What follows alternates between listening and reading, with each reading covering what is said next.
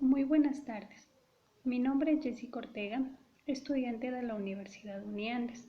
El día de hoy les vamos a hablar acerca de las providencias preventivas, mismas que se encuentran establecidas desde el artículo 124 del COGEF.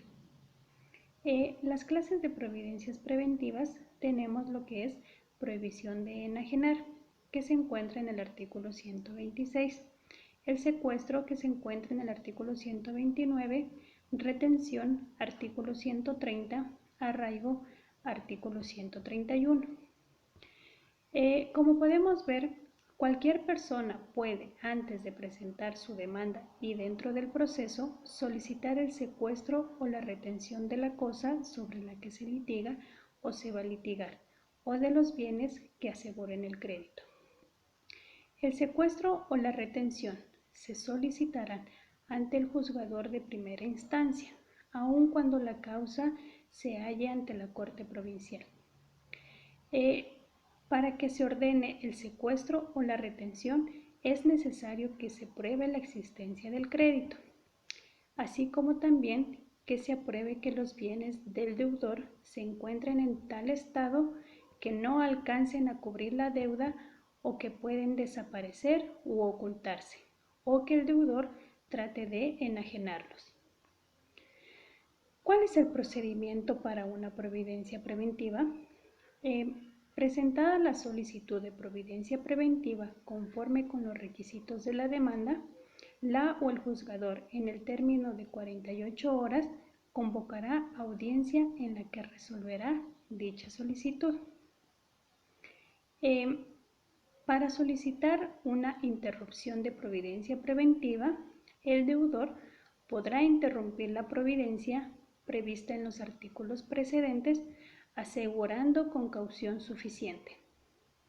A continuación, les vamos a hablar acerca de las clases de las providencias preventivas. El artículo 126, prohibición de enajenar. Aquí hablamos acerca de los bienes inmuebles. El juzgador, en los casos permitidos por la ley, podrá prohibir la enajenación de bienes inmuebles del deudor, para lo cual se notificará al respectivo registrador de la propiedad, quien inscribirá la prohibición de enajenar sin cobrar derechos. Para la prohibición de enajenar bienes inmuebles, bastará que se acompañe prueba del crédito y de que el deudor, al realizar la enajenación, no tendría otros bienes saneados suficientes para el pago. En el artículo 129 hablamos del secuestro.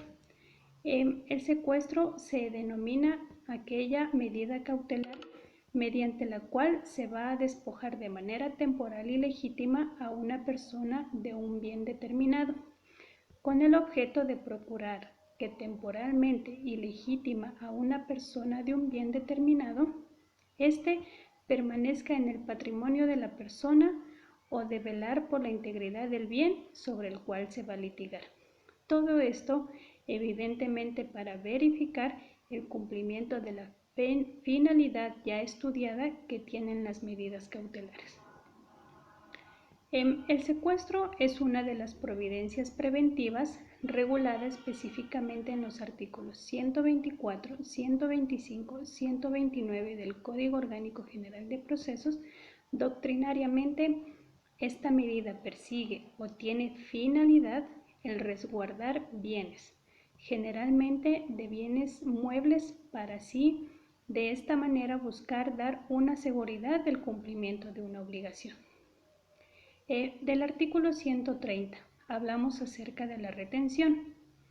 Está recogida de manera conjunta con el secuestro, de lo cual se puede deducir que se consideran a ambas medidas cautelares como similares, o al menos que están relacionadas una con otra. Sin embargo, la retención como providencia preventiva, desde el punto de vista doctrinario, no ha tenido un desarrollo tan extenso y profundo.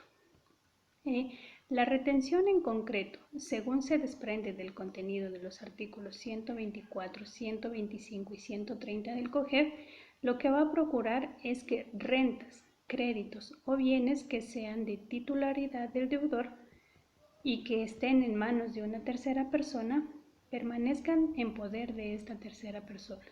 Todo esto evidentemente en base a un orden judicial oportunamente dictada, para que así dicha tercera persona retenga estos bienes, créditos o rentas y no se los entregue a su titular, sino hasta que medie una solución judicial en tal sentido.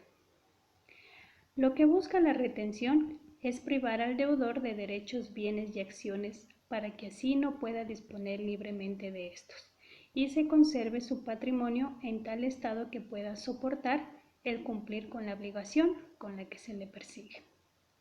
Del artículo 131 podemos ver el arraigo. Carlos Arellano la define como la providencia precautoria en la cual se limita el desplazamiento de la persona física, ya que no debe ausentarse del lugar del juicio. El arraigo es una medida cautelar de carácter personal, es decir, es una providencia que va a recaer sobre una persona y además sobre una persona física, a diferencia de las providencias preventivas anteriores, las cuales recaen sobre los bienes. El arraigo en su artículo 131 nos señala que el acreedor que tema que el deudor se ausente para eludir el cumplimiento de una obligación puede solicitar el arraigo, siempre y cuando demuestre la existencia del crédito, que el deudor es extranjero y que no tiene bienes raíces suficientes en el país.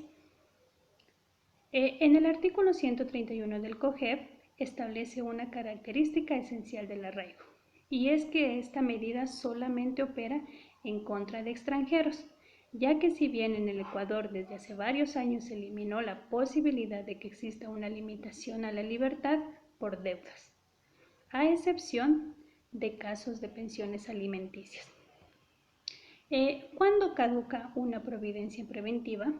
Las providencias preventivas, si no se las propone la demanda en lo principal, caducarán en el término de 15 días de ordenadas, o de que si hizo exigible la obligación, en este caso la o el solicitante pagará los daños y perjuicios ocasionados. Muchas gracias.